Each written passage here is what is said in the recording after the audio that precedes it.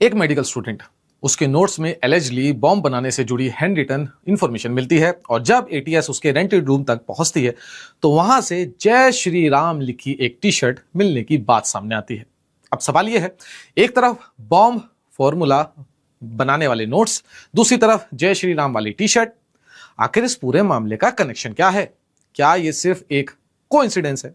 क्या किसी तरह की आइडेंटिटी कंसीलमेंट का एंगल इन्वेस्टिगेट किया जा रहा है या फिर सोशल मीडिया पर चल रही कई थ्योरी सच से बिल्कुल अलग है?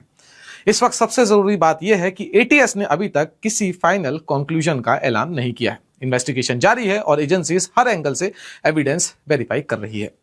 आज की इस वीडियो में हम आपको बताएंगे कि पूरा मामला शुरू कैसे हुआ, हॉस्टल से लेकर रेंटेड रूम तक क्या क्या कवर हुआ है, क्या क्या रिकवर हुआ है, एटीएस किन पॉइंट्स की जांच कर रही है, अयोध्या जैसी हाई सिक्योरिटी सिटी में इस केस को इतनी सेंसिटिविटी से क्यों देखा जा रहा है और इस इन्वेस्टिगेशन के बीच कौन सा सवाल अभी भी जवाब का इंतजार कर रहा है।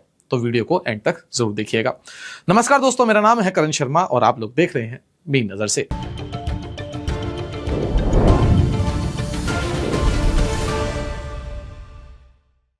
तो दोस्तों, रिपोर्ट्स के मुताबिक राज ऋषि दशरथ मेडिकल कॉलेज के first year lab technician course के स्टूडेंट सरफराज के पास से कुछ हैंड रिटन पेपर्स मिले।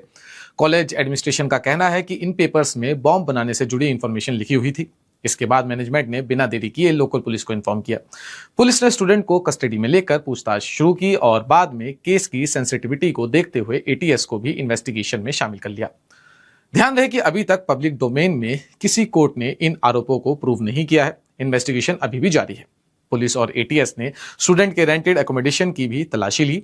रूम को सील कर दिया गया और इलेक्ट्रॉनिक डिवाइसेस, डॉक्यूमेंट्स और अन्य मटेरियल्स को एग्जामिन किया जा रहा है। इन्वेस्टिगेशन एजेंसीज आमतौर पर सिर्फ किसी एक डॉक्यूमेंट के बेसिस पर कंक्लूजन नहीं निकालती। वो mobile phones, laptops, internet history, messaging app, cloud accounts और कॉन्टैक्ट नेटवर्क सब कुछ वेरीफाई करती है। इसी प्रोसेस के बाद ही जो भी है किसी भी थ्योरी को एविडेंस के साथ एस्टेब्लिश किया जा सकता है। मीडिया रिपोर्ट्स में यह भी कहा गया कि रूम से जय श्री राम लिखी हुई एक टी शर्ट मिली और मकान मालिक ने क्लेम किया कि उसने सरफराज को कई बार ये टी शर्ट पहने हुए देखा था। इसी वजह से इन्वेस्टिगेशन एजेंसीज इस एंगल को भी वेरीफाई कर रही है कि भाई क्यों पहनता था ये ऐसी टी शर्ट। कुछ सिक्योरिटी एक्सपर्ट्स पहले भी कह चुके हैं कि एक्सट्रीमिस्ट ऑर्गेनाइजेशन के कुछ मेंबर्स कभी कभी अपनी असली पहचान छुपाने या आसपास के माहौल में घुलने मिलने की कोशिश कर सकते हैं, लेकिन इस केस में ऐसा हुआ था या नहीं, इस बात की अभी तक कोई भी ऑफिशियल पुष्टि नहीं हुई है और एटीएस इसी एंगल की भी जांच कर रही है। जब एटीएस किसी सेंसिटिव केस की इन्वेस्टिगेशन करती है तो जनरली कुछ चीजों पर फोकस करती है। डॉक्यूमेंट्स असली हैं या कॉपीड, इंटरनेट से डाउनलोड किए गए या मैन्युअली प्रिपेयर किए गए, किसी ऑर्गेनाइजेशन या ग्रुप से इसका कम्युनिकेशन हुआ था या नहीं हुआ था, फाइनेंशियल ट्रांजैक्शंस क्या है, ट्रैवल हिस्ट्री क्या रही है, डिजिटल डिवाइसेस का फोरेंसिक एनालिसिस होगा, फोन और सोशल मीडिया एक्टिविटी भी जांची जाएगी। ये सब स्टैंडर्ड इन्वेस्टिगेटिव प्रोसेस का हिस्सा होता है। अब सवाल यह बनता है कि अयोध्या की सिक्योरिटी इतनी सेंसिटिव क्यों है? देखिए, अयोध्या देश के सबसे इंपॉर्टेंट रिलीजियस सिटीज में से एक है। श्री राम मंदिर के इनॉग्रेशन के बाद यहां सिक्योरिटी को काफी स्ट्रेंथन किया गया है। अयोध्या में सीसीटीवी सर्विलेंस, पुलिस डिप्लॉयमेंट और इंटेलिजेंस कोऑर्डिनेशन पहले के मुताबिक काफी ज्यादा है। इसी वजह से अगर कोई भी सस्पिशियस इंफॉर्मेशन सामने आती है तो एजेंसीज उसे हाई प्रायोरिटी पर वेरीफाई करती है।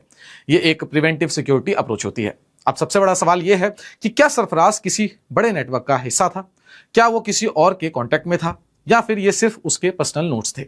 फिलहाल इन सब सवालों का कोई ऑफिशियल जवाब सामने नहीं आया है।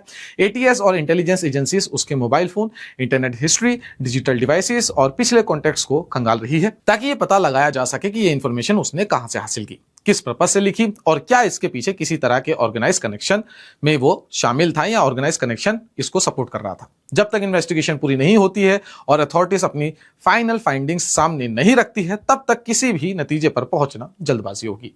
बाकी आपका क्या मानना है मुझे कमेंट सेक्शन में जरूर बताइएगा। अगर आपको ये वीडियो पसंद आई तो लाइक करें, शेयर करें, कमेंट करें और देखते रहें CF TV। जब तक के लिए जय हिंद।